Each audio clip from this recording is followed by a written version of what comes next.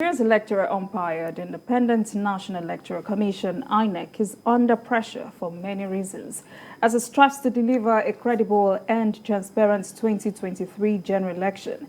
In its bid to sanitize the voter register, INEC said 9.5 new voters have been added to the existing register of 84 million voters, giving a total accredited figure of 93.5 million Nigerians that will vote in the 2023 elections. INEC Chairman Professor Mahmood Yakubu noted that 12.29 million Nigerians successfully completed their registrations as new voters in the just concluded continuous voter registration.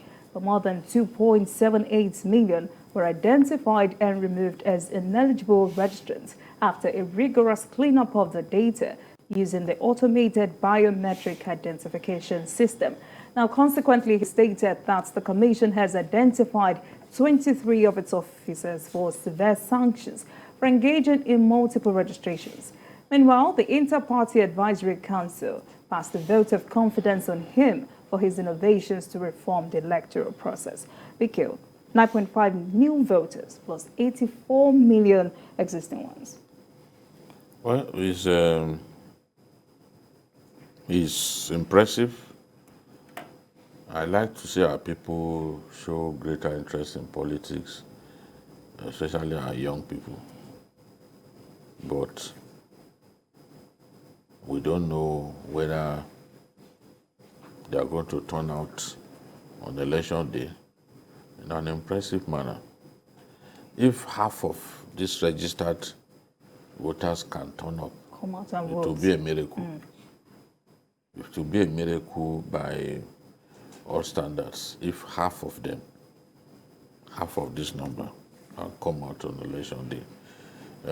The way the campaigns are conducted will determine whether some people will stay away or will want to be part of the election.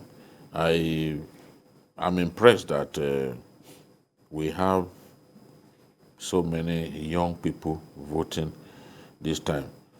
40.8% are students, and even women, 50.82%. Women, 4.8 million women, newly registered, as against 4.6 men, 4.6 million men. That's 49.18. So the women are usually easier to mobilize for elections in our country, and as we have seen, they were easier to mobilize even for the all-important registration process, because if you don't get registered, you don't stand a chance of taking part in the election except the process is deliberately compromised for your sake. So I also think that more and more Nigerians are seeing the evidence of INEC's increasing credibility as a result of the deployment of technology in our last few off-season elections.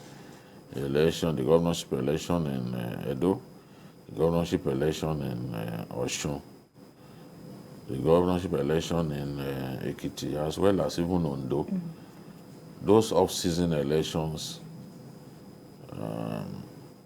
the outcome of those elections reflected the wishes of our people. I remember that even the Edo election before 3 p.m. On the day of the election, we had begun to see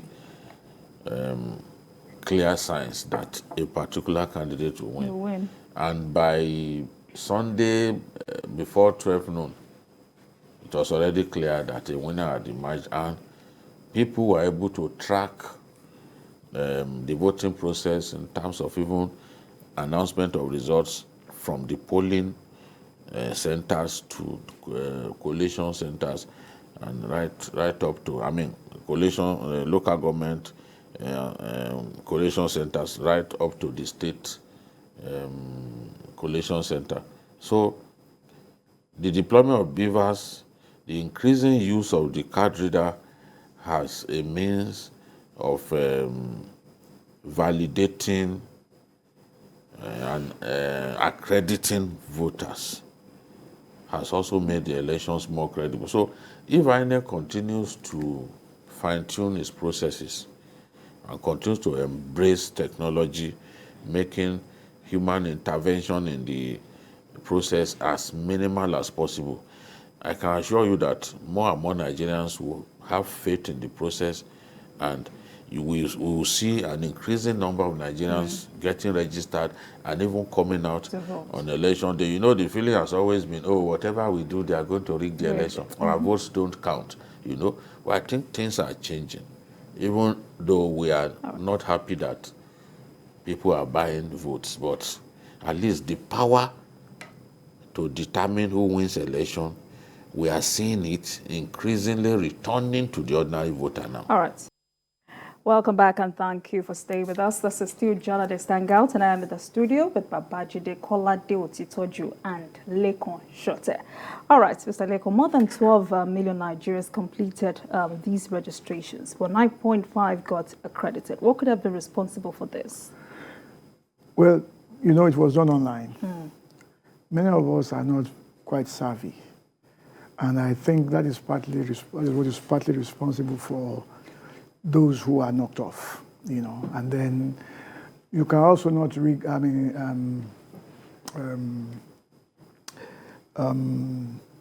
have to countenance that some people also really try to be fraudulent.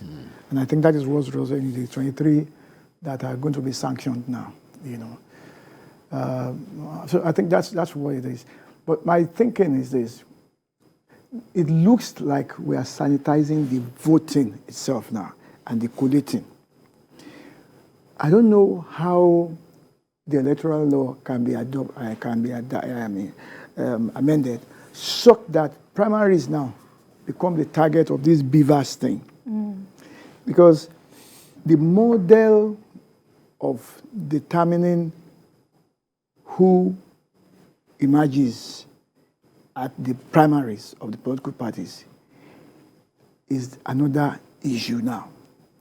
Who are the electoral college, if you like, those who are going to vote during the primaries, and who are the candidates? What is the criteria? Because the Constitution says you cannot contest elections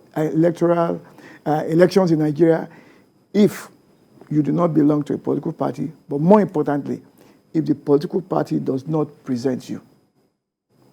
You understand? So our primaries, I think it's somewhere, another thing we need to pay a lot of attention to sanitize. I'm impressed by what happened in Osun State. You know, some people feel that at least somewhat the candidate that emerged was the wish of the people. Fine. You know, so we need to now begin to look at the party primaries because that is where it begins from. All right, Bikeo, with these reforms and how impressive a lot of people have described it, why is INEC chairman facing some opposition? I think that some people with bad energy within the political cycles came up with the claim that the INEC chairman will be removed by the APC-led administration. And they went about addressing the press, just trying to give validation to something that is no better than a fairy tale. There is no evidence that this man is going to be removed. Well, they are trying to force that notion down the throat of our people that Professor Mahmoud Yakubu will be removed as part of a grand plan to rig the election. And they also claim that beavers will be brushed aside and all that. The INEC has said, no, we will use these beavers.